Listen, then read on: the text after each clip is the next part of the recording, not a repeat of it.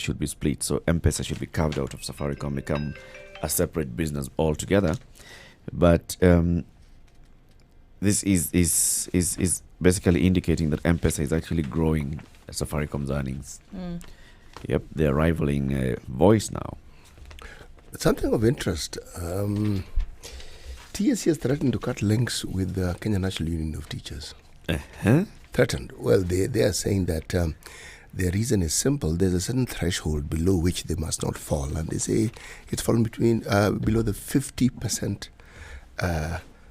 threshold. Threshold of what? Members? Registered number of teachers, percentage of that must be over 50%. But, this is a relationship that has existed since 1968. And as Sosion puts it, it is not as easy to do away with as TSC imagines. Well, this is now, it's a threat so far. They've given a 2-month notice. Let's wait and see how this plays out. So basically, there's a stipulation that you must have X number of members for us to recognize you as a union. That is what the TSC is saying. And if you have over 50%, then why do you have more than one union recognized? This, I think, is going to be an interesting debate to watch because it's just begun. The first salvo has been fired by the Teacher Service Commission. So let's wait and see how this plays out. This is going to be big. Well, it's going to be interesting because it's clear someone is flexing their muscle. And this calls for muscle flexing. And you flex yours, someone else will flex theirs. This started, of course, a long time ago. Well, a while back. When it's been ongoing for some time, but it never got to this.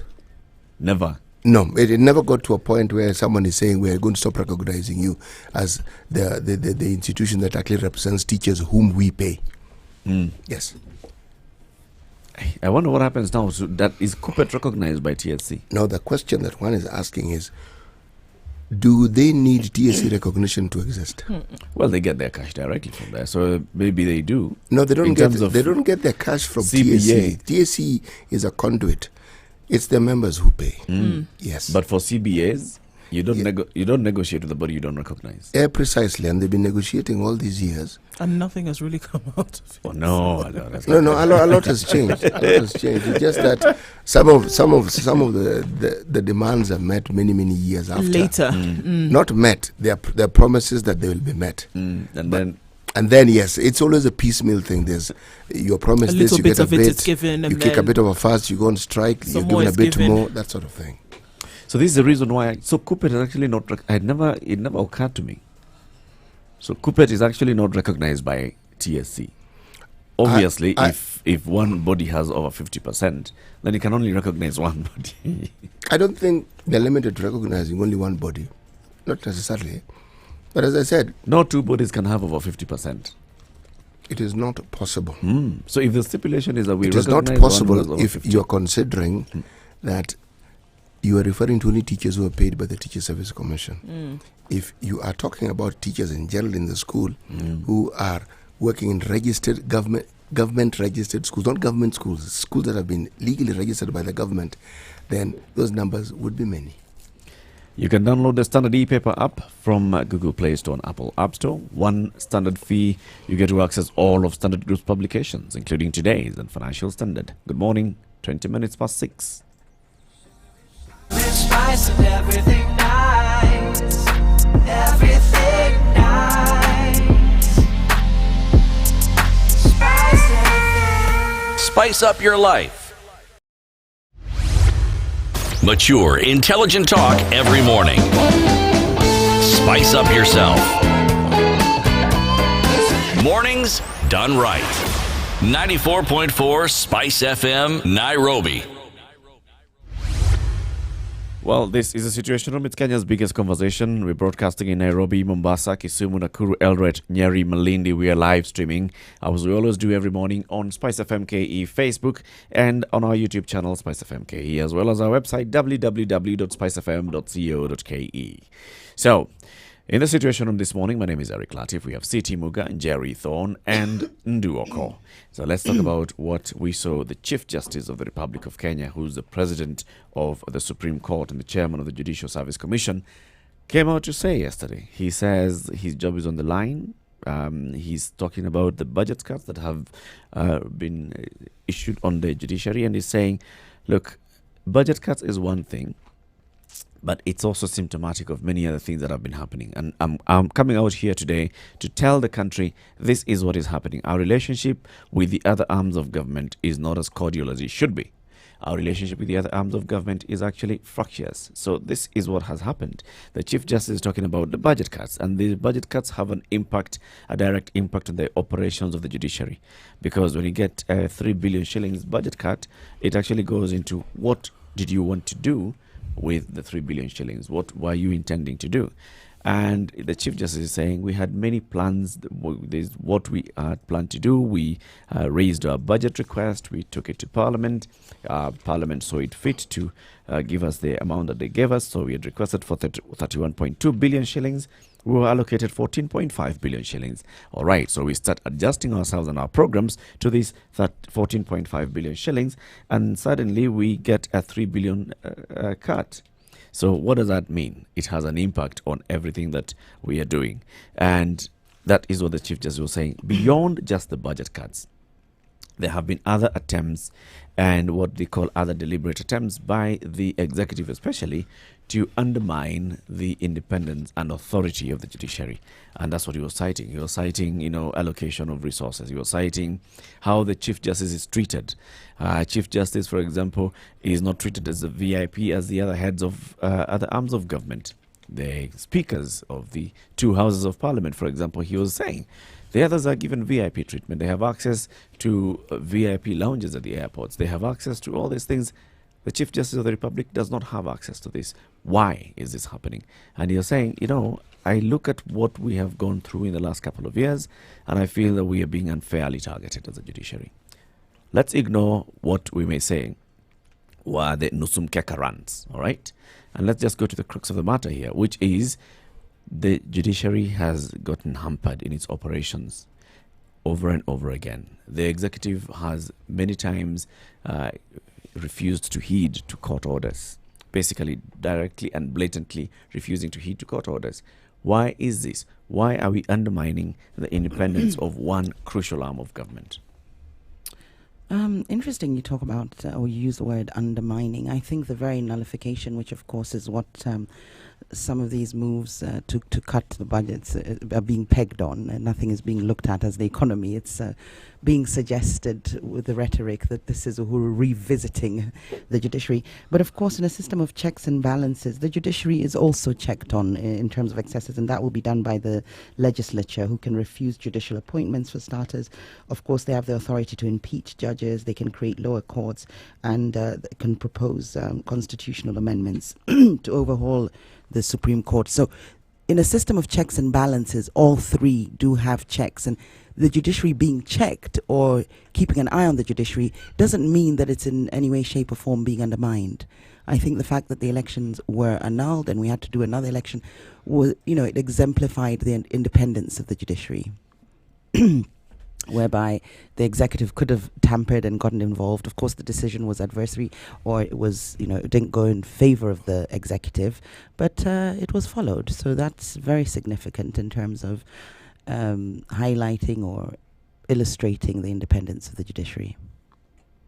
What about of denying a Chief Justice access to the VIP lounges checking? Right. I mean, I don't know if that's sort of rhetoric that he's talking about, or it's genuine, or he was being treated as a Kenyan at the time. I don't know what sort of the trimmings are of the position of the CS. There was some backlash on social media from his assertions that he doesn't have a Mercedes because I think he has a V8 or a big car, and some people were saying we don't have a bicycle. But he has more than one car at his disposal. More than one car. So when he's talking about sort of the ill treatment or the unfair treatment and using, the car or denial into a VIP lounge, I think that's more sort of metaphorical than actually literal. No, he is It's actually literal, giving yes, examples where but he was I don't saying, actually yeah. think he's complaining about the car. I think there's a bigger picture he's trying to paint here, that he feels unfairly treated.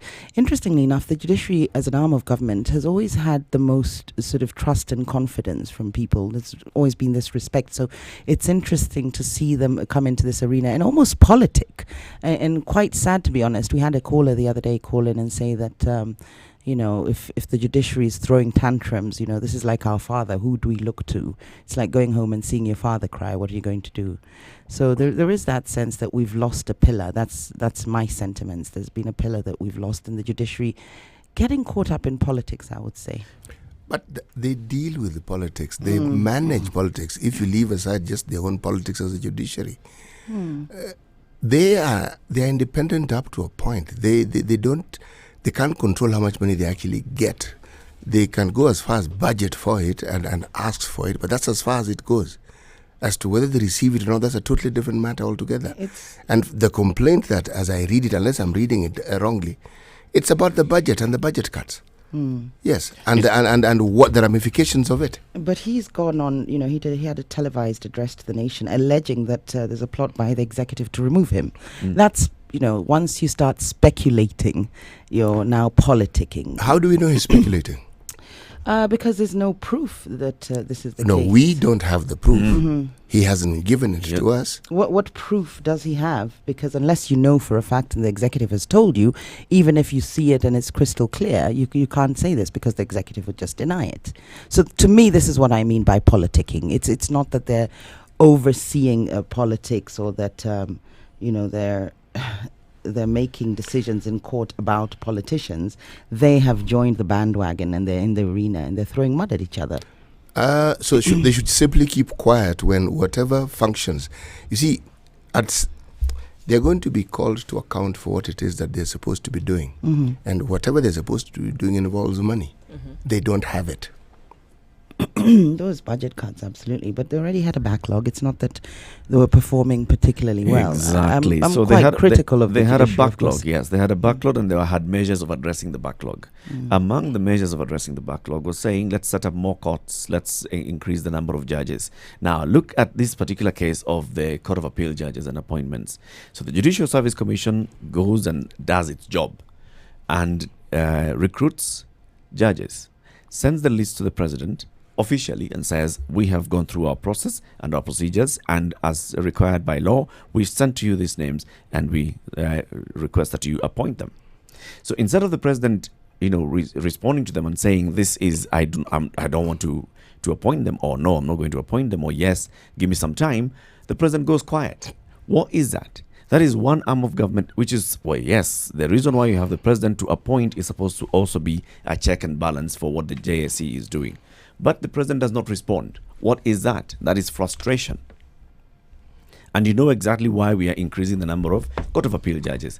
We know the reason why we are recruiting. We have been on a recruitment drive for judges to increase the number of judges across the country, to increase the number of officers of the court across the country, to increase the number of courts and courtrooms across the country. So when we, start putting that on hold and saying, after all, anyway, you've been having backlogs. Yes, we've been having backlogs, and that's why we're actually seeking to increase the courts. But the executive have the powers the president appoints judges and so on. So yes. This is them exercising their powers. Why is it then politicized when it's not in favor of the judiciary? Because the president has not responded. What is the president supposed to do when he receives this and he has an issue with it? Don't keep quiet. Respond. Well, I think the main bone of contention, especially with the address that came out yesterday, was the budget cuts. And looking at the money with which they're supposed to use to expend their duties, if that was not provided, this is where they took issue. However, these budget cuts that we're looking at, or austerity measures that are being, put in place, are being put in place across the country now, and across the different arms of government.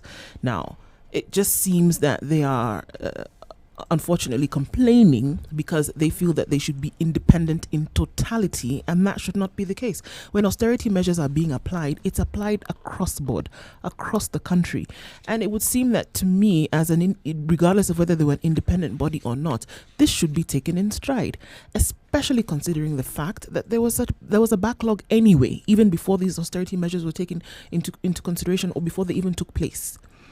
This was work that was already not being done. It was not being completed. Now, are we saying that the work was not being completed, excuse me, because they didn't have enough people on ground to expend their duties? It was actually identified that one of the reasons why we have a backlog of cases is because of the kind of capacity the judiciary has. What is the ideal ratio that we should have? What are they looking for in terms of numbers? I don't have the numbers, but the way to address that was identified as, let's actually ensure that we hire more judges, we get more judges, more magistrates, more courts across the country. And that has been ongoing, right, to reduce the backlog. And the backlog has been reducing, obviously, because we now have more officers handling these cases. So we can't say that because anyway you've been having a backlog, then we should continue having a backlog. Can you imagine the person whose case has been pending for all that time? This is an issue that actually affects the ordinary Kenyan. You and I. Can we connect directly the reason why there were this whole backlog in terms of cases directly to the fact that they did not have enough power to hire or enough money with which to hire? Can we see, is there this is a direct result that was of identified when this matter was actually being addressed? Also identified among the issues that was actually causing the backlog was that capacity of the judiciary. I think the judiciary, it's one arm of government, of course, that is in the public eye in an interesting way. We don't actually see them functioning. So unless you go to court, which you have a right to go to court and watch the proceedings, you don't see what their successes are. It's not like a certain ministry where you can look at the performance of certain industries and determine how well that ministry is doing, or a certain legislator who you can see what his constituency looks like. With the judiciary, in terms of performance, it's very hard to keep tabs as the public. It is not very hard. Consequently, it is for the layman. It's very hard to know exactly. Most people don't even bother knowing what's going on in the courts. When that layman seeks don't know the service of the judiciary, they are able to measure. Just the same way as when you seek the services of the health ministry, you will see. Not to the same scope, as it's not as visual, or rather as visible as with, for instance, the legislature or with the executive. With the judiciary, it's behind. No, with the legislature, you can tell how your constituency is doing, can't you? You can look at your constituency and say, actually, the MP has done very well. With the judiciary, unless you're involved in a court case and you're frustrated, or you've won a court order, it's very difficult for the public to actually know exactly what's going on. So it's very difficult for us as the public to keep tabs or to keep an account of the performance of the judiciary. So when we talk about backlogs, this has only come up, of course, because of the budget cuts. I'll come back and counter that.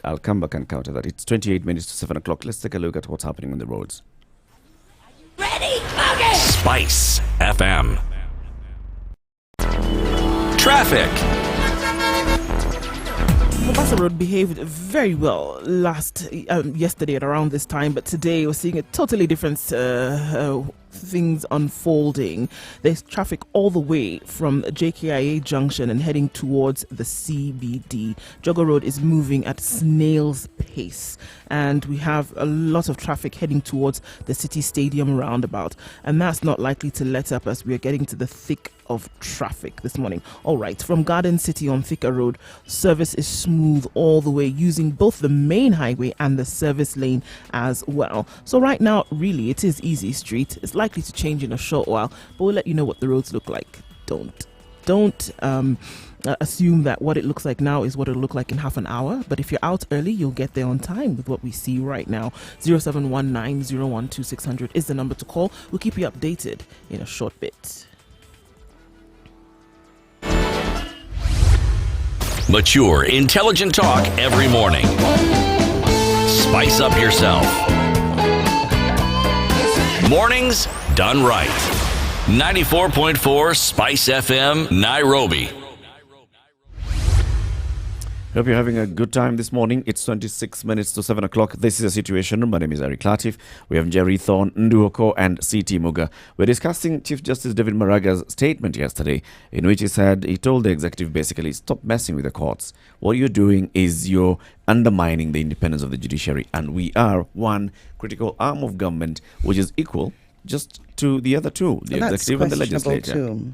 Of course, under the Constitution, it is equal, but in terms of legitimacy, these people aren't elected. So, in a democracy, personally, I feel they don't have the legitimacy that the So legislature Jerry does, questions and that, but Parliament it No, she also doesn't question agrees. it. She seems to. She's actually stating that I'm s- unless you're elected, you have no You have legitimacy. no legitimacy. Well, at to all. a certain extent, So if the we're in a majority of democracy, Kenyans who exist here have no I legitimacy. think because no one Parliament, has by elected virtue of them the to be fact, citizens. Parliament, by virtue of the fact that they're elected by the people of Kenya, as opposed to judges who are appointed, simply have more legitimacy in terms of political legitimacy. And even in a parliamentary system, if we did vote for that in a referendum, you'd find there'd be what we call parliamentary sovereignty, so that Parliament has the last word, because this is more reflective of the people's will, which is really the spirit of democracy, isn't it? What's the role of the judiciary in any system of government? Of course, checks and balances. It may rule that the president's What's their role? The role. What's the the, role? the actual role, Yes. interpreting the law, so interprets law and may declare laws unconstitutional. So that's the check it has over the legislature when they're legislating and making laws. They ensure that the laws are actually within the framework of the Constitution. In terms of checking on the executive, it may rule that the presidential action is unconstitutional. Judges appointed by the president also serve for life. So All this is to ensure justice for the people. the idea is Right. to make sure there's checks and balances between the three arms of government. So the executive checks on so the legislature. people don't feature in the agenda. To ensure People- justice for the people. Of course, it's to ensure there's a system and a structure that will make sure that there's justice for the people. And or justice for the people democracy calls is- for impartiality. Mhm. Impartiality means that I'm not beholden to you because you voted for me, because you picked me. And that's why the reason in which country a judge is elected? Elected, I think in the US, you have election of judges. Judges. No, they're appointed in the US. You They're have actually appointed. you have They're election They're of presidential of appointees in the US as well. Yeah. What you have is the election of the DPP, for example, the equivalent The of prosecutor. the DPP, the The prosecutor, prosecutor is the DA, elected. right? Right. Yes. Okay, I The don't know judges, you enough. can't elect them You because can't you want to elect have that judges. impartiality. Right. So they have legitimacy because they need to be impartial. Now let's come back to the issue that you had raised earlier. Absolutely. In the court system, they need to be impartial. But in as far as government runs and in a democracy, when it comes to measuring the level of legitimacy, who should have power over people, it should be the people who were voted in, because I have elected you. So in Actually, terms of What you've just keeping up stated the goes spirit against the of Constitution democracy. completely. Of course it does. I know that. I agree with that totally. I'm not saying it's constitutional. It is my opinion as to how it should be. In terms of what we have in the Constitution, the three are equal. They do have checks and balances. But in my opinion, in keeping with the spirit of democracy, people who are voted in should have more power than others, because that is what choosing, the idea of choice by the electorate is about. And you see this in parliamentary systems. So you have parliamentary sovereignty, for instance, in the UK, where they have the last word. Yes, they're checked by the Supreme Court and things have to be within the framework of the Constitution. You have you can have things like judicial review and so on if laws are made unlawfully. But Parliament has the last word. And I believe this is more in keeping with the spirit of democracy, because parliamentarians are voted in as opposed to judges who are appointed. This is my personal belief. It is not what the Constitution says. Right now in Latin America, they are going through what one would call a second wave of revolutions. Right. They have a parliament, they have an independent judiciary. Guess what? The so-called people are the ones who are actually deciding what happens in those countries, literally. So this sovereignty you speak of, how It's the exactly? people's. It's the people. So they may give it to you, they may lease it to you, they may allow you to enjoy it for a while, but the truth of the matter is it's theirs to take back whenever they see fit. Absolutely, through an election. Yes, and So if you when have a it's through a parliament, judge, then you might feel shortchanged because, hold on, I didn't choose this. no, you didn't. But they were chosen for the simple reason that they were supposed to be the people who are best qualified to do the job that they were given. And what they do, they are refereeing. That's what they do. There is the law. People come to them when they disputes, and the law is supposed to be the arbitrator. Yeah. So that's what they do. They arbitrate. Now, And when they say that they are standing this according to the Constitution, it comes from the premise that the Constitution has been written by the people.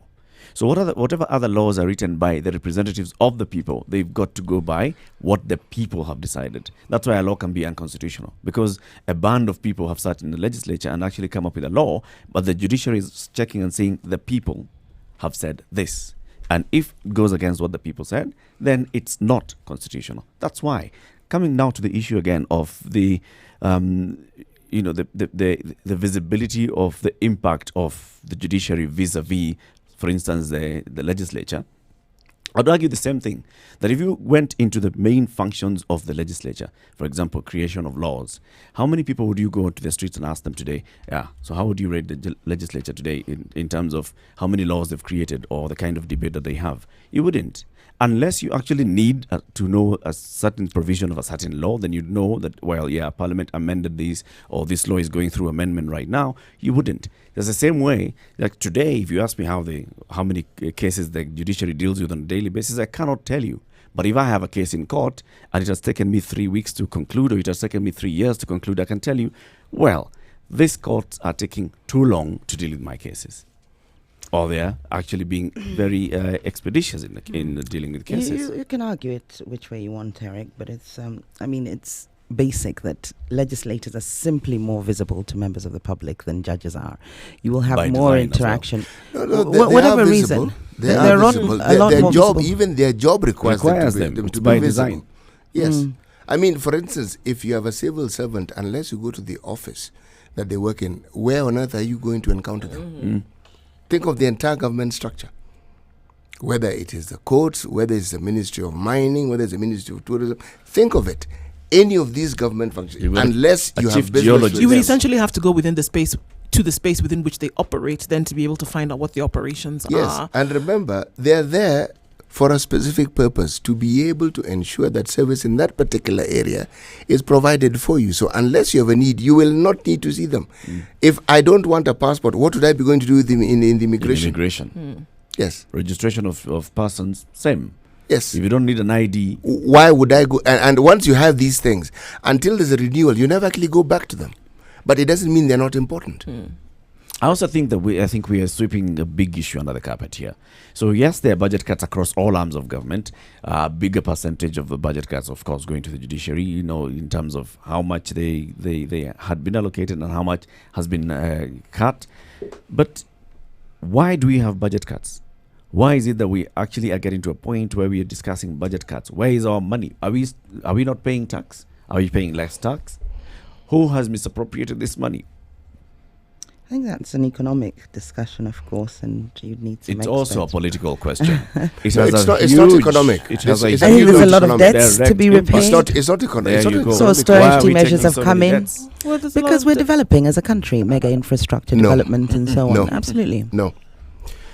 We've discussed that here on many occasions, and we know why we are in the position we're in. It is not the reason why we got into this position because we were told there's economic development that was intended.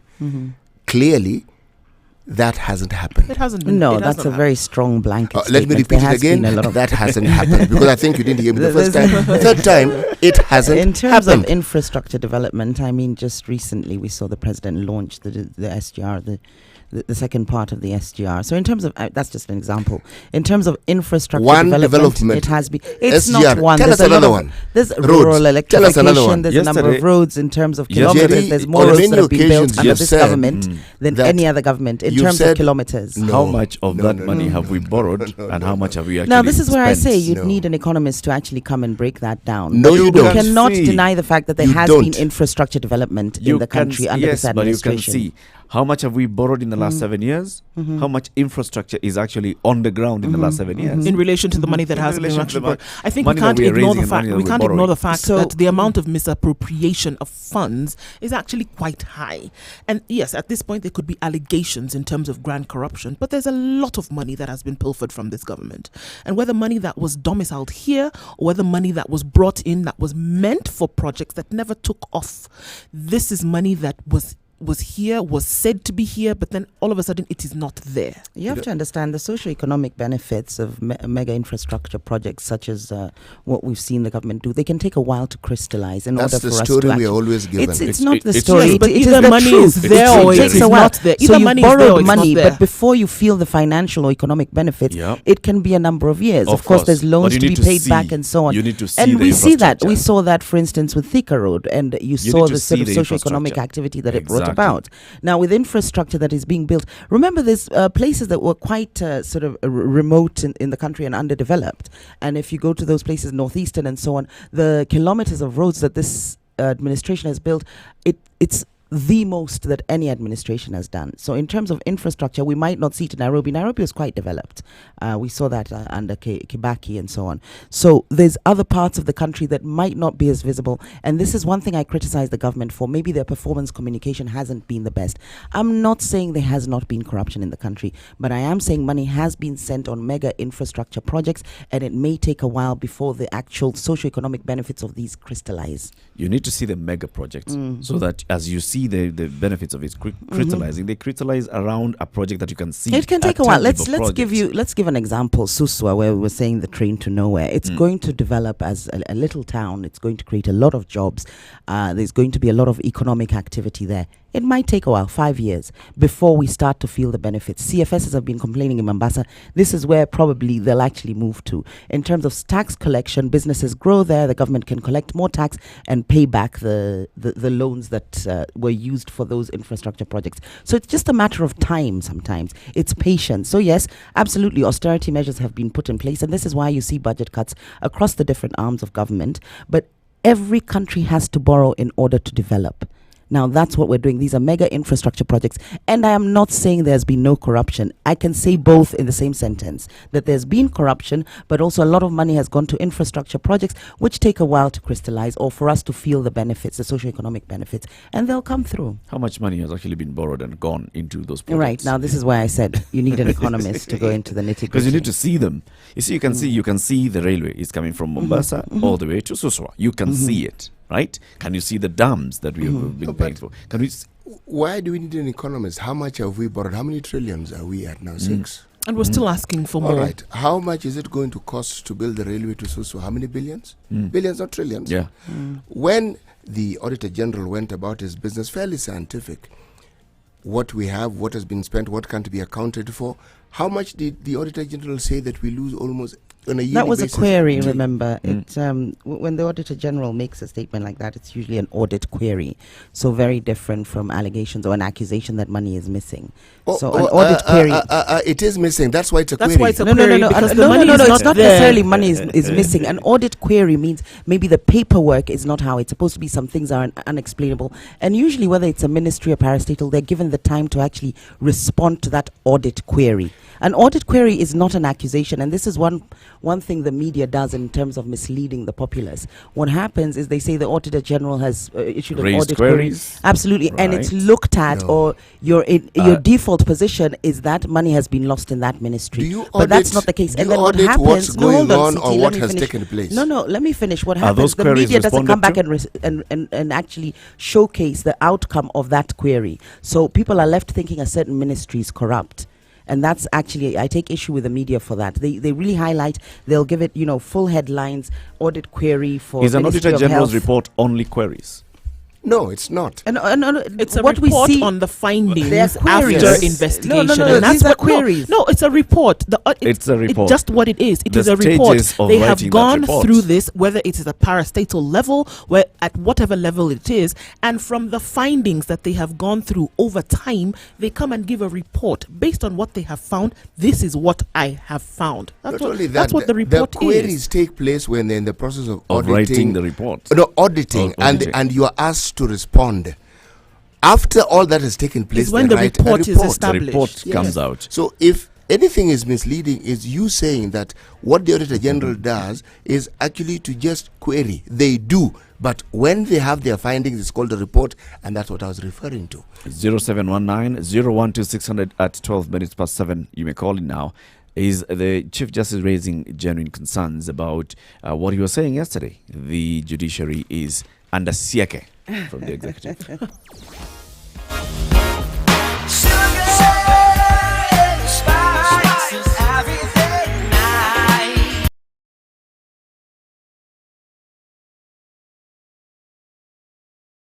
Mature, intelligent talk every morning. Spice up yourself.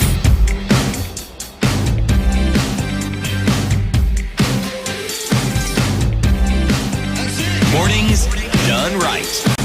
94.4 Spice FM, Nairobi. The three arms of government, that is the judiciary, the executive, and the legislature, are equal, and each has to keep to its lane. His statement coming in the wake of budget cuts to the judiciary, a move he says will have consequences on operations. For starters, mobile courts will no longer sit.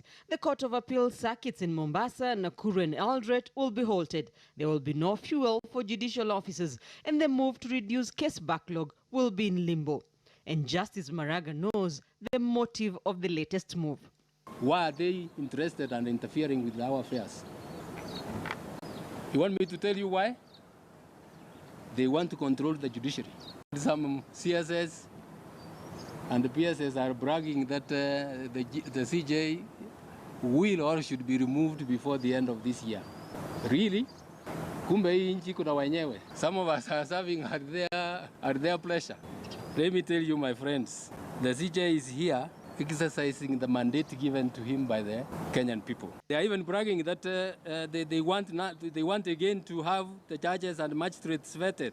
Very well. Let me tell you, we are not going to allow that to happen. It will only happen if it is countrywide. And it starts, because we have been vetted twice, let it start from the other arms of government before they come to the judiciary. We are tired of being the punching bag all the time. Yeah, why is the judiciary the punching bag all the time? Because they are the bottleneck in the fight against corruption in this country. But it's laughable what Maraga said in terms of the bottleneck plot in the by fight against corruption. Absolutely. They are being undermined. But let's look at these simply for this reason. allegations. These allegations of the plot by the executive to remove him. Do you know how difficult it is, how thorough a process it is to remove a CJ? Yes, there's provisions for it in the Constitution under Article 168 of the Constitution, and it spells out the circumstances through which you can remove a CJ and the process. And of course, you'd have to go through the Judicial Services Commission. Now, it's not something that the executive or a CS can decide we want to remove the CJ. So this is as laughable, and somebody actually said this, as when the DP claimed his life was in danger and Itumbi was behind it or what have you. This is as laughable. Now, what worries me is when somebody as serious, that we take seriously as Maraga, starts making such allegations, and this is what I talk about politicking. It's a real disappointment, because this is one institution, or this is one arm of government that genuinely and authentically had the trust and confidence of the people as a pillar of government. When you say had, are you saying they've I lost think it? it's absolutely. I think it's being lost, and with what's playing out, with all this sort of hula baloo and these statements that he's making, I don't have a car. We're going to disrespect this arm of government, and that is the executive's plan. No. That is the plan by the. This is it. Why? That's exactly what Maraga is saying. No, Maraga is saying they're going to remove him, and I'm saying that's laughable. The plan because by the process to remove him is very thorough. Remember, he began by saying the judiciary is as important as independent as the others. It's their reaction. It's their reaction that's what actually making people lose trust and confidence in them as an arm of government. It's not their surgeons by what the are these signs that people are losing trust and confidence? Well, for instance, some of the conversations you'll see on Twitter, you can pick up certain sentiments. Twitter? No, don't overlook Twitter. It's caused revolutions worldwide, and Where, it's a for serious. instance? No. It's the Twitter revolution. Where? The Arab Spring was fueled by Twitter. You Absolutely. No, said don't overlook caused. it. It has. They didn't cause it. It's been a catalyst, semantics, but Twitter has been instrumental in regime change. Don't undermine it. I'm not undermining it. So picking up sentiments, I'm giving you an example of where sentiments were being picked up and how the judiciary were being discussed. Did you also see sentiments that are actually saying that the judiciary is raising a valid point? Because those have also been on the same Twitter. I saw the anti-government brigade, which usually is critical of the government, irrespective. Brigade. Absolutely. It's No, of course there'll be, no matter how thin you slice it, there's always two sides. So there'll be people who try and see the judiciary side. But in terms of losing trust and confidence, they're not doing very well. His reaction, I think the fact that he started to politicize the judiciary, and when I say politicize, to make allegations and when he utters these speculations, it's all speculative. Well, when he's saying they're out to get me, that is politics. Take a step back. When he says they're out to get us, they have asked for the vetting of judges and magistrates. Afresh. They've asked for fresh vetting. They've asked for obviously budget cuts. They are seeking for control of the judiciary. They are interfering with our affairs. There's a move to reduce case backing, but now because of this, they have undermined that process. is they? The executive. They're The saying executive. Specifically, Yes. they're talking about the president. The executive. Okay. Yes. Now, specifically, Maraga is the making executive- reference to the president. Sorry, the executive in cahoots with the legislature. Right. Okay. Now, the question is, though, unto what end?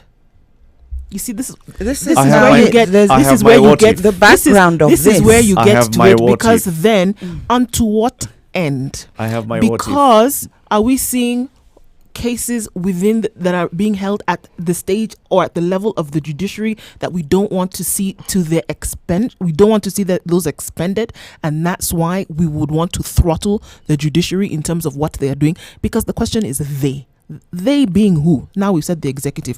What is it that is going on at this point in time so very peculiar that then needs to be throttled? Because you have to ask the question, and that could probably lead to your what if. What is it? Okay, Because it's not just rumor all, is it's not just here we go, all let me around, give and you we're the just dancing backdrop. around a fire for nothing.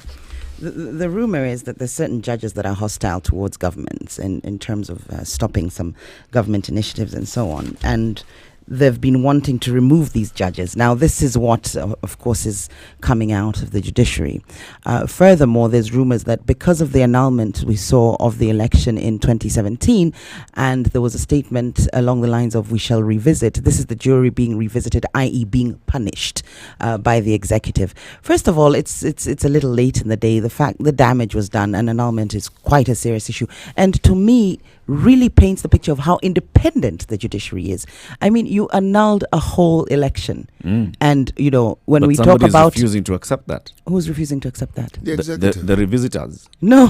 They are refusing. That was accepted, and we had a re-election. They said So that was But they accepted. still they said said that we'll shall take it. revisit. If there's But we shall anything that revisit. is an indication of the independence of the judiciary, it was that. In fact, it showed Kenya to be a very robust democracy. Something else that's an indication. What you're just saying, there's some judges who actually come up with rulings that go against what the government would like. And the That government shows- has to follow it. That shows independence. Yes, and but the there are in very government many follows it. cases, The- there are But the very then legal is it, do we peg it on what they would like? Exactly. Or what actually follows the The law. law? Now, here it is. In terms of interpretation, judges do have an element of control of how they want to interpret law so as to give it effect.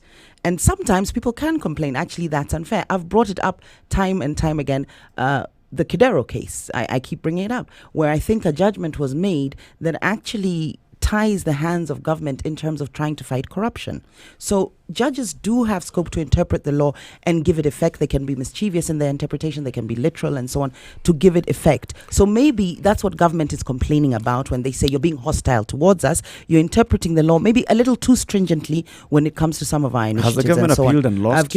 I'm sure they have. I don't Because know. see, I the don't thing know is, the individual court cases. If one judge comes out with a ruling, you can go and appeal. And in fact, when Yes, you go but and once appeal, you reach Supreme Court, that's the final yes, court, and right? it hasn't reached that. Yeah, I don't know the individual cases. There would be many cases that the government is in court for. And if it with goes all the way judges. to the Supreme Court and all those judges agree, then come on.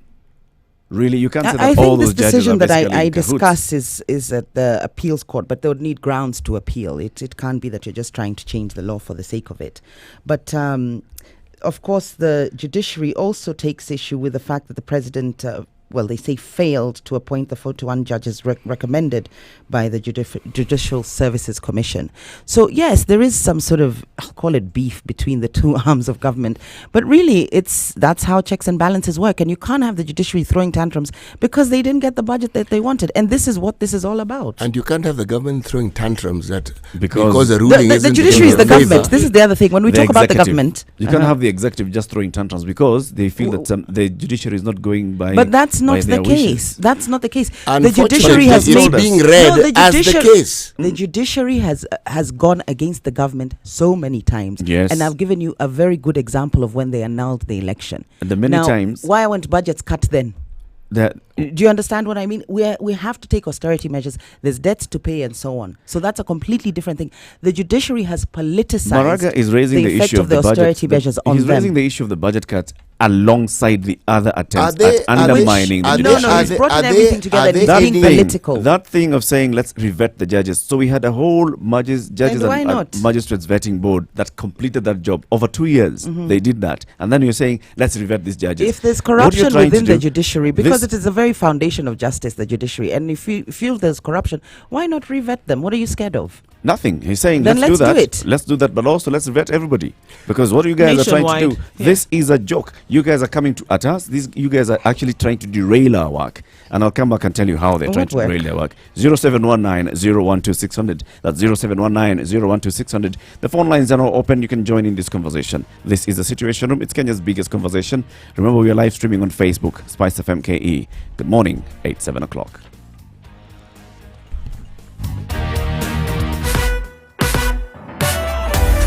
Sugar and spice and everything nice. Spice FM. Spice up your life. Traffic.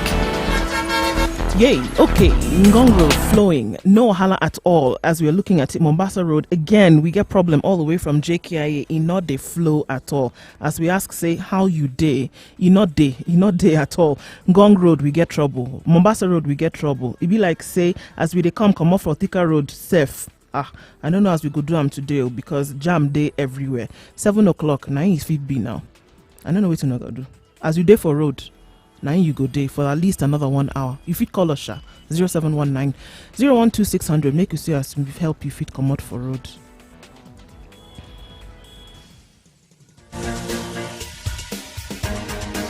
This is the Situation Room, the home of hard-hitting political commentary and penetrating insights about the state of the nation. This is a talk radio experience like no other. The Situation Room, a place for hard truths, debates, and elevated conversations. The Situation Room, witty, political, engaging, deep, controversial. In the room, we have Jerry Thorne, lawyer, political strategist, an insider in the corridors of power, ready to take on any side of the debate with her signature eloquence and grit. C.T. Muga, researcher, academic, seasoned political observer, a fountain of wisdom in these politically uncertain times. Ndu Oko, Nigerian by birth, Kenyan by choice, communications expert, Pan-Africanist, a truth seeker and believer in people power, and Eric Latif, agent provocateur, the man in the chair, seasoned journalist, news hound, a man who believes in punching up, not down. This is the Situation Room, the only way to start your day. It's also Kenya's biggest conversation. This is the Situation Room. It's broadcasting in Nairobi on 94.4, Mombasa 87.9, 102.5 in Kisumu, 96.0 in Nakuru, 96.7 Eldoret, 90.9 Nyeri, 97.7 in Malindi. The phone lines are now open, 0719-012-600, 0719-012-600. This morning I'm saying that the Chief Justice David Maraga, well, if we just put aside what you may want to call as a rant, but the Chief Justice is actually raising various and valid concerns. He's saying that he feels, and the judiciary is feeling, that the executive and the other arm of government as well, the legislature, are trying to derail the work of the judiciary. And this is what we're discussing this morning. So this is my what if. So we've been talking about why, for example, we have budget cuts. And what do you expect? You expect that people are going to raise questions and question why it is that we are borrowing as heavily as we are borrowing. Why it is that we have so much money that has been pilfered that we don't feel the impact of it. Those cases end up in court. If you have a court that is working independently, it's gonna spell the spotlight again on the executive. Remember, the executive has been fighting this and saying, you know what, we are investigating, we are taking people to court, but then the judiciary is the one that is derailing the fight against corruption. Well, because the executive is actually taking weak cases to the judiciary. And this is it. This is what the judiciary has been saying. Look, you are bringing to us weak cases. During the corruption forum that was happening at Bomas of Kenya, was it earlier this year or was it late last year? And the Chief Justice said, when you bring cases that don't hold water, judges have only one thing to do. They look at the evidence before them. If the evidence is not enough, what's going to happen? We're going to throw away these cases. Of course, judges can also be compromised in terms of it can be a corrupt system. And this is also my sort of criticism of the judiciary, that there's been no convictions when it comes to some of these corruption cases because the judges are being compromised. I don't know which ones in no particular. convictions? There's been very few convictions. Yes, a better There's statement. been yes. a few convictions here and there, but Was when you have vis-a-vis how many the prosecutions? likes of Kidero, where money was hemorrhaging in Nairobi County during. All right, What's so what's the problem? No, my problem is it keeps coming up. not only that, for every stone you throw in the direction of corruption, I'm sure you'll hit at least 5 or 6 governors. Okay? And these people have cases in court. But what is it about Kidero that stands I out? think it was the decision by the So courts. there's a ruling by the court, and this ruling by the court said that if you'd like to investigate somebody's bank accounts, come and seek a court order. Now, what's it called? Yeah. Yes. Yes, it is. And inform the person that you want to investigate them. I mean, this is it. By the way, And this is the judiciary. The judge was not operating from a vacuum. This is the law. This is what the law says. It's basically saying the law says that you should Yes, do the law this and the that. law can be interpreted to give effect to exactly what you want. So it's very No, that convenient one- for Kidero. that one doesn't and he require should be interpretation. thanking his. No. The law can be interpreted in very many ways, and you can be mischievous. I keep saying about it. Jerry, advise Judges, me here. intelligent judges, people Advise like me Denning here. and so on. I'm advising you. No, I'm no, no. talking- I want you to People- advise me on this specific thing before you continue. the You need to get a court order in order to be able to have access to someone's Okay, private now account. let's look at the absurdity that leads to. You're trying to Where's- what's investigate. interpretation? You're trying The to absurdity investigate of the somebody. law. Yes, and Of the the law. law. Yes, All right. and the law should not lead to an absurdity, and judges must interpret it to ensure it doesn't lead to an absurdity. So should if you judges need amend to, the law? if you need to inform the person that you're investigating before you investigate them, what do you think Kidero is likely to do? He What will are you move doing? his money. Look, the whole idea of an But that's investigation. the point, Jerry. Now, Here's the point. The this law audit- could have been. An audit query into your bank accounts is not actually coming to check what is the balance in this account.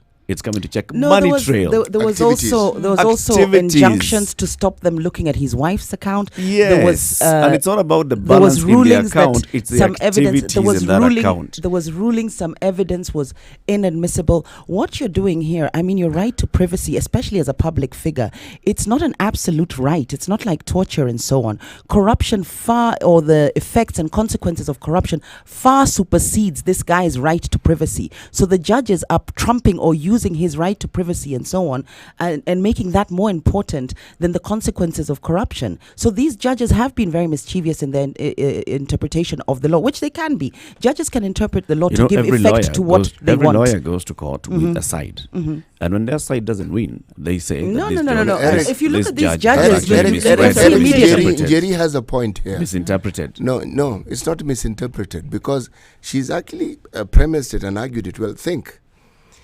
If I tell the person whom I plan to rob that I'm coming to rob them, my thievery will be thwarted. Of course, because they will vacate the premises. Yes. If you are investigating someone and the one thing that you know will provide you the evidence is the activities of that account, Yes. and someone interprets that you must forewarn the person, clearly you've already thwarted that case. You've actually interfered with it. Absolutely, and you- then it's based. The You decision must is base based it. on, Yes. on sort of laws of evidence, which Yes. are also based on right to privacy. Your right to privacy is not. It can be compromised in terms of it's not an absolute right. So here's the thing, Now, Jerry. I don't know how here far we we're can looking go. at the consequences of corruption. I don't know how far we which can go lead with this to particular deaths. case because of the Anyway, I'm just issues, giving an But let's example talk of about where it the generally. judiciary has been compromised In general. and I believe corrupted and paid in order to get certain individuals out. This matter, we can't say judiciary. This matter has not been These concluded. judges are the judiciary. Yes, Who are the this matter judges? has not been concluded up to the Supreme Court. They haven't exhausted the Either avenues way, of this is- appeal. either right? way, True. So the- we cannot say judiciary. No, we but- can but say that Eric- this particular Eric- judge Eric, in their case- judgment. But when the Eric- executive says they want to vet the judges, it's this sort of corruption and rot that they want to remove from the judiciary. So so they they shouldn't say, be the really.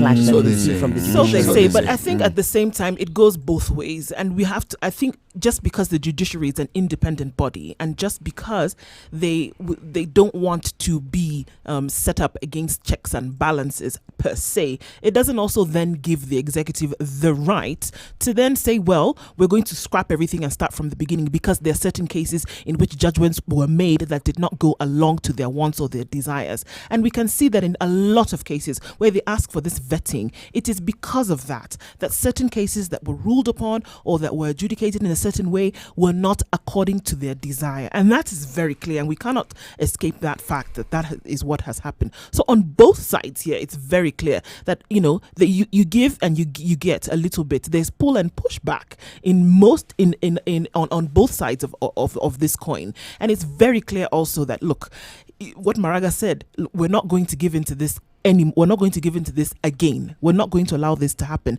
because of the fact that they can see this. There are certain cases in which you want us to rule in a certain way, and then you're not happy with that, and then now we get this pushback that we see. That's very clear. That's coming out now. Yes. 0719-012-600. That's 0719-012-600. So he says, and so on the other side, we could place the same argument. So the executive says as well. I said that already. Yeah. You see, the thing is, there's something about this independence.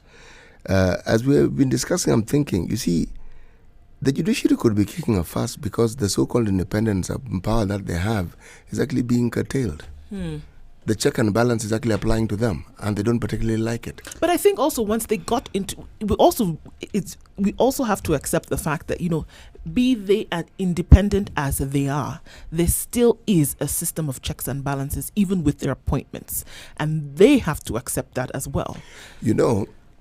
Right. And I think from the beginning they were aware. Right from they 20. know that. The very beginning they were aware that checks and balances will be part of the entire system. From 20, let me just give it a time space. From 2013, we've had cases that have involved the judiciary. We've had issues even with the Supreme Court. People who held positions in the Supreme Court coming under this very, very spotlight. We've had the deputy CJ who's asked us. Deputy CJ was mild compared to other people who preceded him in the office of the registrar and things like that. Right. So it isn't as though the judiciary has been squeaky clean. No, it hasn't. All right?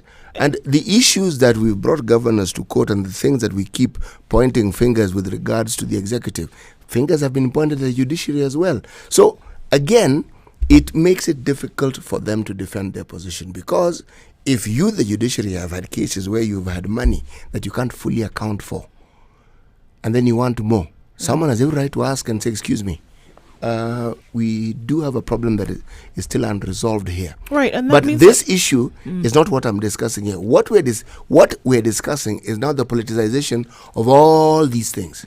And then things were said after the election. Things were said. All right? And the judiciary also said some things. Now, these things are now being brought into the discussion as the reason why certain things are happening.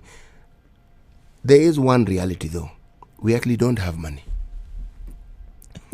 After discussing all these things, we don't have money. Yes, and the budget cuts need to happen. The budget cuts need to happen because there is no money, and these cuts are happening across the board. Yes. No, unfortunately, the judiciary, they've gotten the biggest cut of it all. Yes, that is true. And here's an example of the judiciary, of course, interpreting the law to suit its needs, where it's decided that the Treasury has not been given the authority by the Constitution to interfere with its budget. So how convenient.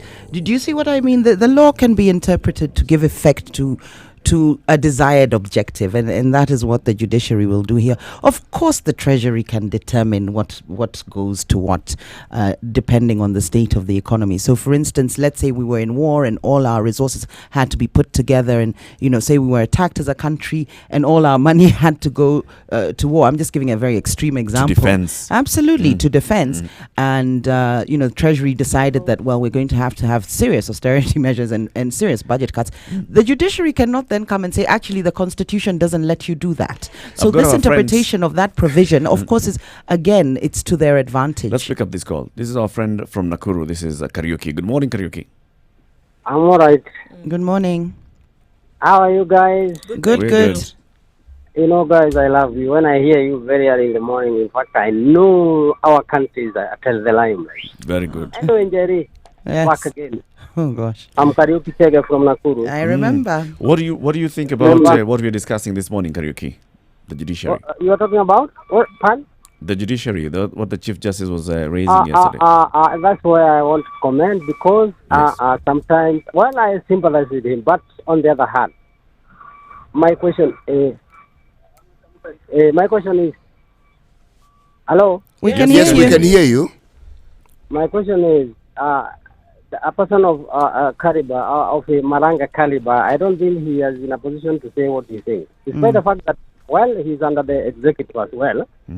But if you can recall back to 2017 when we went back to election, I remember some of the people insisting we should not have gone back to the election because of our economic situation. Despite the fact that there are those people who are not satisfied by the outcome of the election. If you can recall, the margin that was between the winner and the opposition, I think it was so big to an extent whereby it was not supposed to be repeated. That's point number one. Point number two is to you, Njeri.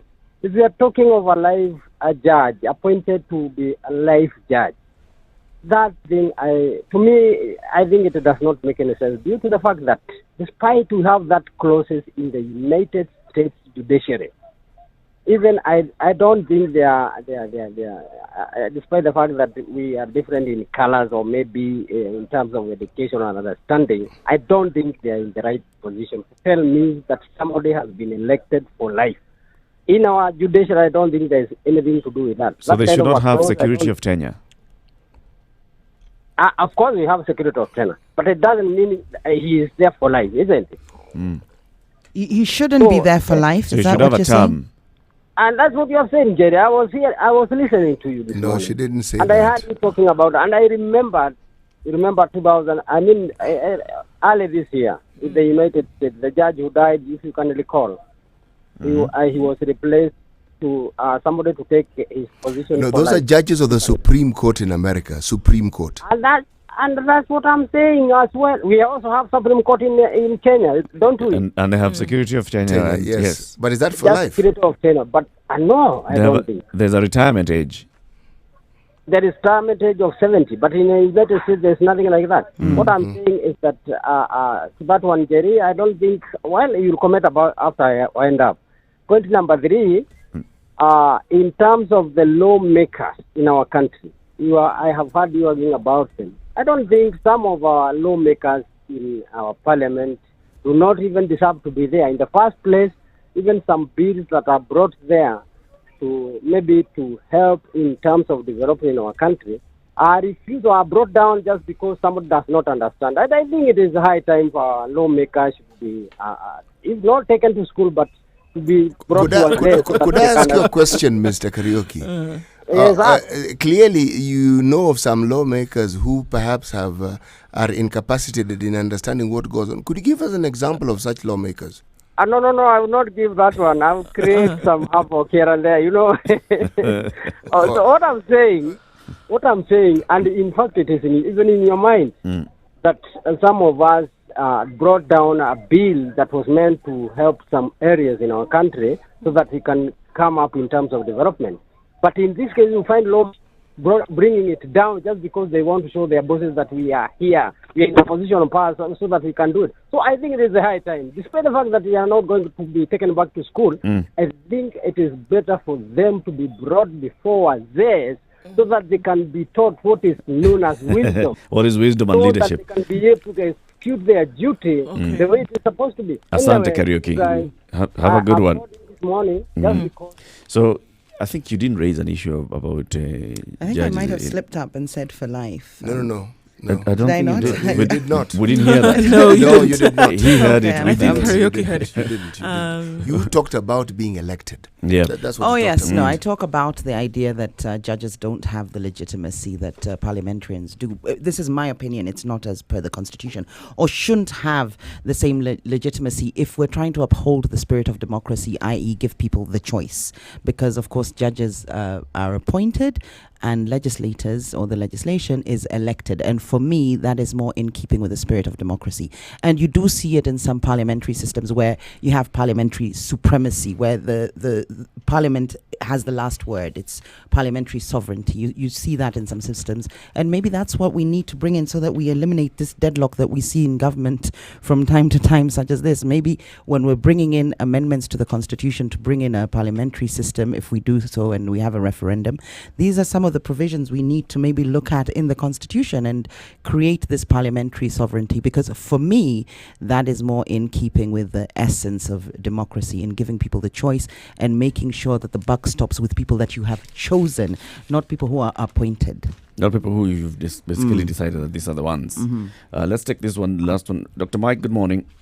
Hi. Hi. Please switch off your radio, Mike. Sure, I've done. All right. Good morning. Good morning, Dr. Harry. I'm good. How is your morning? How cold is it? Well, it's great, and we've had a couple of sausages today. Great. How many calories is that, Dr. Harry? 1,400. I know an average Kenyan has done 1,400 this morning. Already. But that's not even the point. Yeah. Let's talk about now the excesses of our government and the judiciary. For once, I've seen Jerry really struggling. Had Jerry struggling from the time I switched on. Trying to explain to that common mwananchi like myself who has not done law and who doesn't have any interest in manenos to do with legal. What bit were you struggling to understand, Dr. Harry? That the executive is not out to stifle. All right, so you've bought into this narrative and this spin that Maraga is weaving.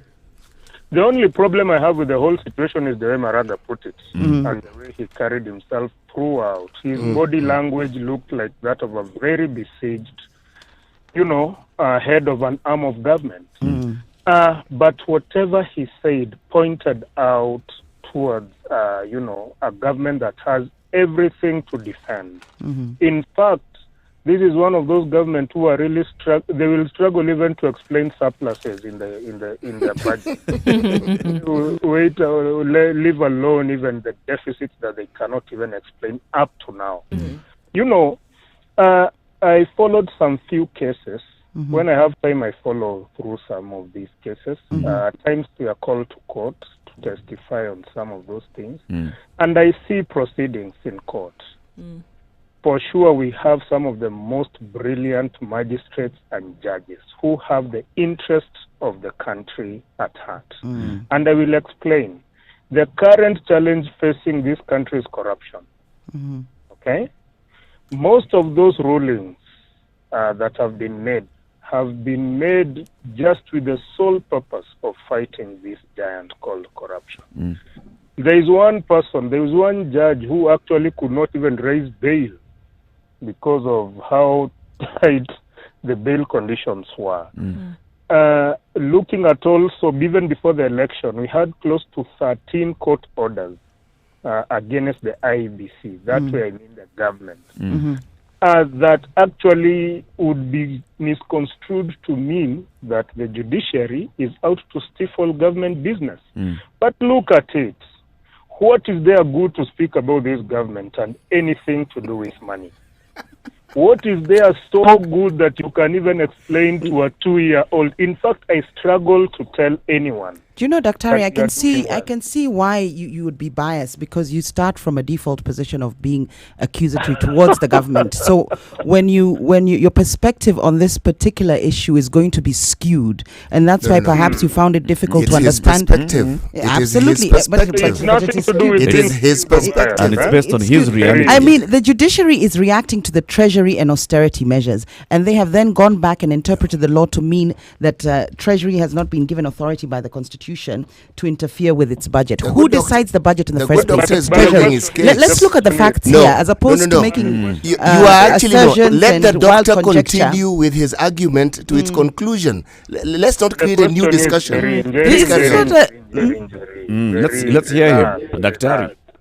Relax, Jerry. Now, the thing is, when you go back to that same constitution, does it actually claim that the executive does not have control of the judiciary? That is true. actually, even these austerity measures started long even before this government took power. We have no issues with austerity measures, Matthew, but the chronology of the events that have been coming out, to any person walking down the streets, they'll tell you one thing: the executive is out to no good when it comes to the judiciary. In fact, the leader of majority claimed sensationally that he will revisit, actually not revisit, they will actually investigate one of the judges, and because most of the orders that he gave were anti-government. Hostile towards government. Were hostile towards the government. What does that, Njeri, tell you? I mean, that explains why Njeri are really struggling. Please, just speak the way it is, and we save this nation. Because at the end of the day, it's all the situation we are in, we're all going. We're all in not it. even Rotich. The problem is not Rotich who ruined the economy. The problem is we have this. We don't have the synergy between the executive and the judiciary. And you see Maraga, being the staunchest DA guy, has refused to play ball.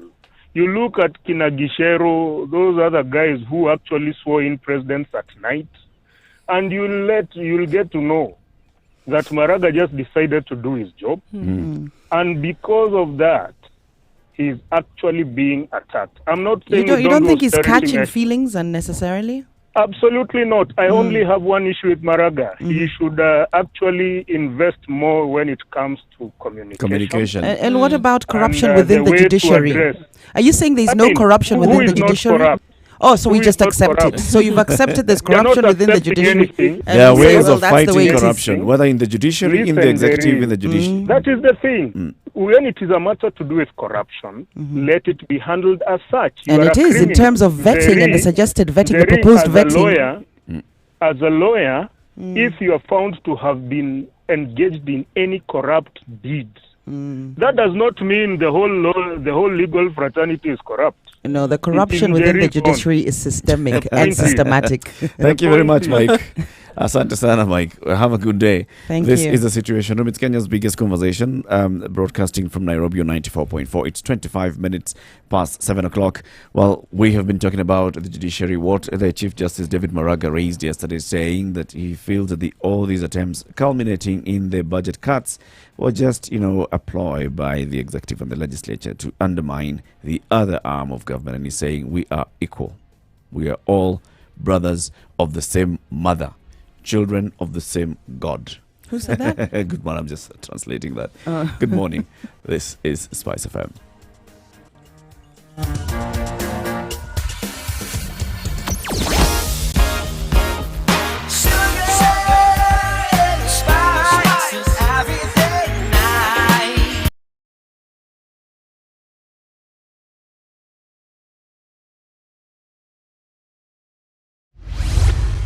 Mature, intelligent talk every morning. Spice up yourself. Mornings done right. 94.4 Spice FM, Nairobi.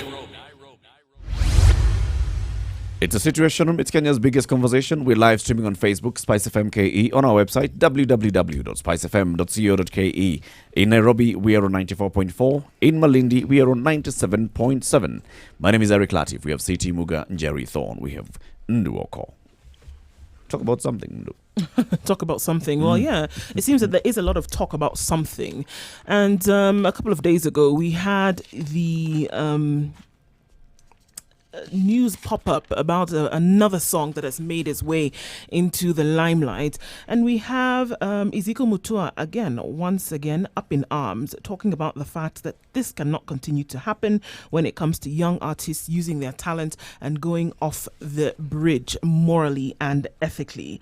There's a new song by yet another group called Tarimbo, and in this case I'm going to say very, very categorically that we have an opportune moment as young performing artists or as people versed in the performing arts to actually use the platform that they have to use that to maybe uplift us in terms of morals and in terms of ethics. This song and the way in which it has been played and the way in which it has been taken up unapologetically should not be allowed on our airwaves. Nobody should sing it. Nobody should dance to it. This particular tune, nobody should dance to. But even further than that and deeper than that, we really need to look in terms of what we are doing with our young people and even older people who are ingesting some of this material. Now, Ezekiel Mutua has gone even further to say that they should actually be investigated by the DCI, and even more than that, should be arrested,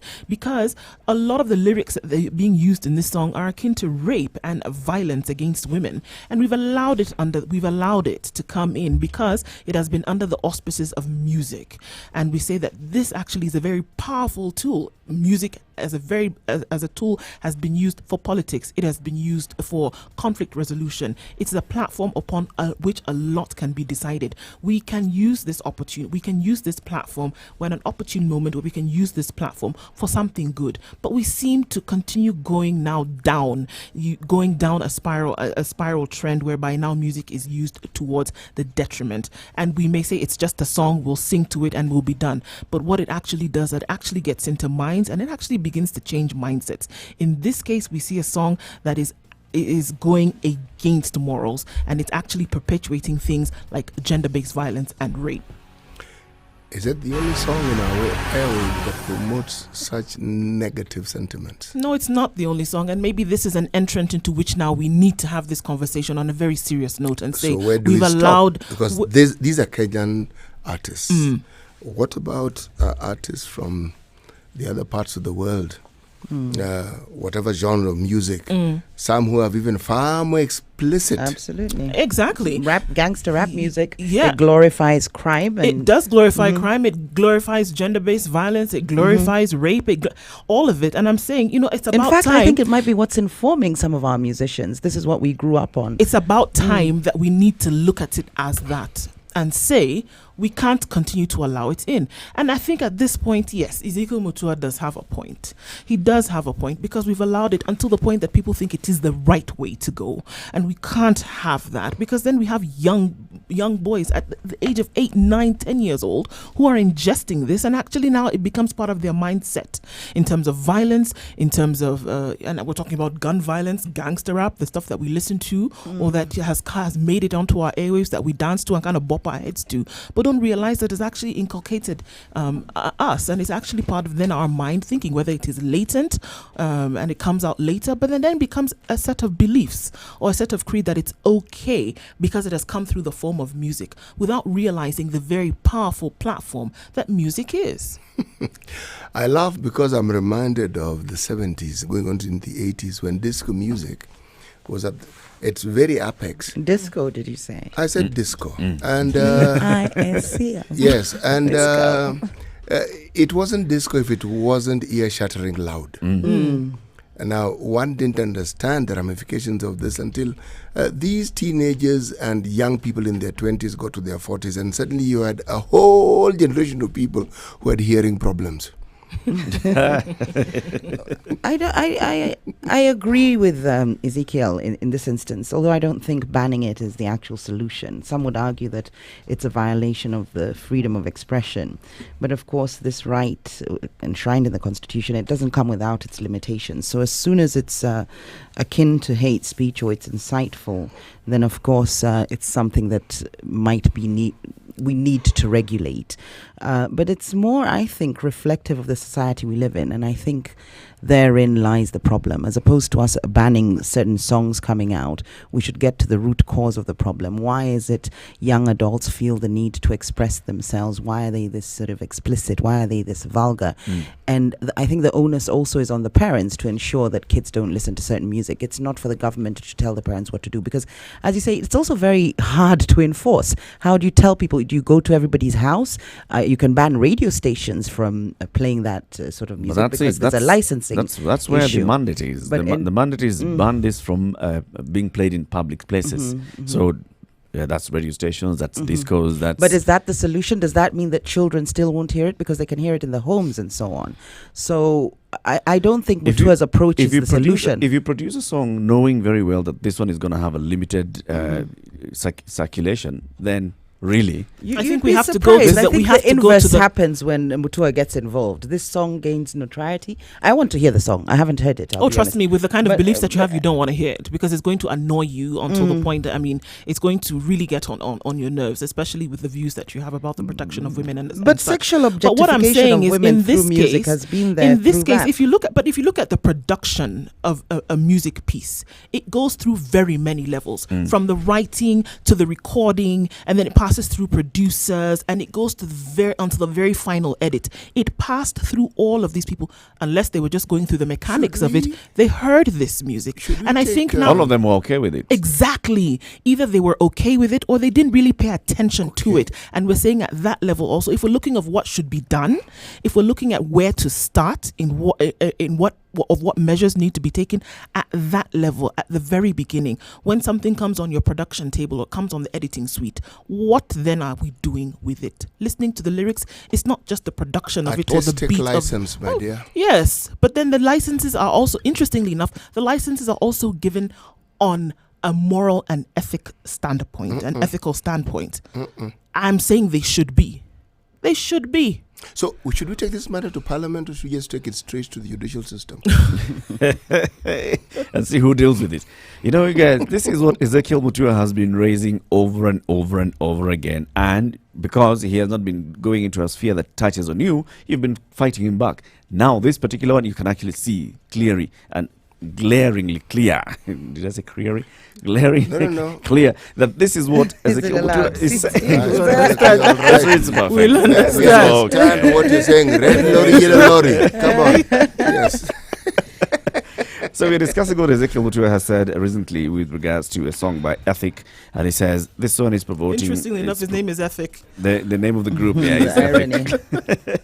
Promoting gender-based violence and rape, and he's saying this is wrong, and he's actually saying, I've even written to Google and told them, please take this song out of YouTube so that it reduce and kill its circulation. We'll be opening up the phone lines. Let's take a look at what's happening on the roads. It's 25 minutes to 8.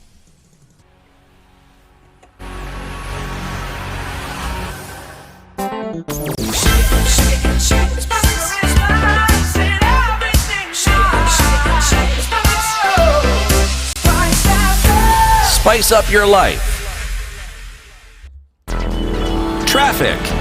Trying to get to town following Gong Road and from the junction, sorry, it's not going to happen in 10 minutes because it is literally chock-a-blocked when it comes to Gong Road today.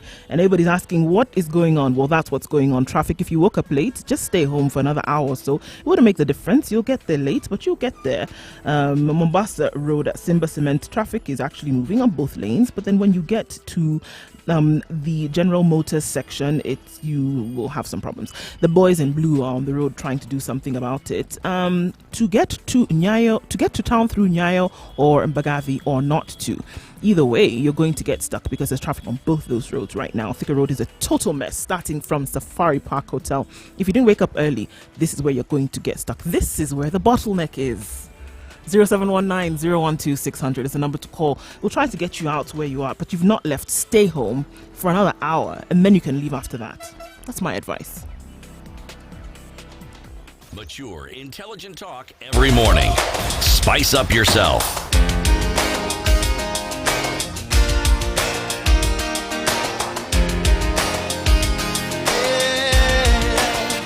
Mornings done right. 94.4 Spice FM, Nairobi. Ezekiel Mutua is the CEO of the Kenya Film Classification Board. And what framework does it operate? So the framework is basically looking at what has been produced and classifying it and saying this is adults only, this is not suitable for these people under this age, and it should not also enjoy this kind of broadcasting. I don't even think it's suitable for adults. I don't even think it should have an adults only label. That watches movies. It's kind of fun, huh? Sitting around. Yeah, And listen to music. And listen to music. I don't think censorship is the solution to this. But with something this explicit and sort of this aggressive and this violent, we've seen it be criminalized in terms of terrorism. There's certain utterances that, will limit your freedom of expression in terms of it is a crime to share certain information, and terrorism has extended its scope in law to create a really large sort of net to catch all these people. So the only way in terms of censorship and consequent or subsequent enforcement is to actually criminalize production of this. Of course, there'll be a lot of backlash, and it becomes very difficult because a lot of rap music that we listen to also has these undertones where there's the sexual objectification of women and there's a glorification of crime and so on. So it's murky waters. It's very difficult to try and control this industry. The censorship should actually come from us as a society. We don't want to listen to such music because you can ban this, but if you listen to Biggie, Tupac, it's not too different from the way they refer to women and that sexual objectification of women. It's in a lot of songs, it's in a lot of music, and that's what I was saying. It's probably even that rap music that has influenced these producers and these musicians that are coming out in Kenya. Now Ezekiel needs to clamp down as hard as he does on international artists, as hard as he does on local artists, and I think that's been some of the criticism towards Ezekiel, that you don't do anything about the international artists when us local artists, and this is of course an avenue for us to make money. It's a job as creatives, but you come down on us a little harshly. And then we also have to ask ourselves as a society, is there a need for this music? Who are these people serving? As a business, there's got to be a consumer. And if there are consumers for this music, what is wrong with our society? Why are people hungry for this music? Who wants to listen to this music? And if there are people who want to listen to it, why? So that's the root of the problem, in that censorship is not the solution. The root of the problem is, why has society gotten to this level where this is what people want to listen to? It's called permissiveness. Mm-hmm. And what's that? It's a good question that you ask. It's a state where everything goes. For instance, if you're a permissive parent, you would allow your child who is 10 years old to stay up for as long as they like, eat as many sweets as they want, and if they tell you they're going out with their friend, 10-year-old, they can come back at 2 o'clock in the morning. What's wrong with that? Precisely. That's right. liberal parent. That's not liberal. That's an irresponsible parent. A 2-year-old need, a 10-year-old needs to sleep. I know you are. Good. And yes, and I'm also playing along. Now, the music doesn't start being as bizarre as what we're discussing. It starts off with mild overtures, suggestions, and permissiveness simply allows it to become bolder and bolder and bolder and bolder and bolder. Yep. And so they say things that we consider unspeakable, But these are socially grown-ups. unacceptable. It doesn't Is it matter. a sign of the times? Even with, it is indeed a sign of the times. These are grown-ups. And you it can't is an censor what alarming grown-ups sign think. of the times. I think so. Yes. I think absolutely alarming sign of the times. The song that we had before, which kind of had its endorsement from even politicians, when Ezekiel Mutua was up in arms saying that we cannot allow this kind of thing, and we asked for the banning of it. We've taken a degree. We've even gone hotter. We've taken that degree of permissiveness even further than now with this song, where we've even gone further. It was not just about, can I even say, the mock appreciation of a woman's anatomy. Now we've gone even further with this music to say that it's something even worse. I cannot even mention. Remember, part of being a and even with celeb what is being Ezekiel notorious. said, he said, in his statement, he said that other song that I banned, because I can't even pronounce it, is a bit of a tongue twister.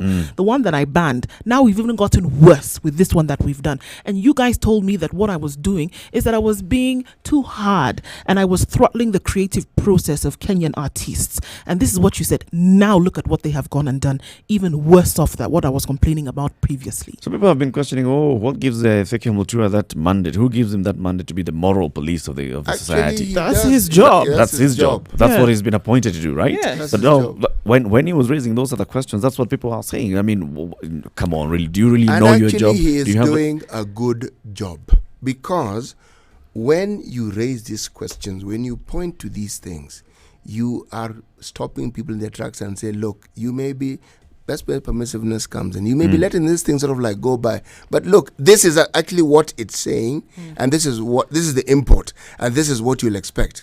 I was mentioning, being notorious is part and parcel of being a celebrity. When you have an artist whose name is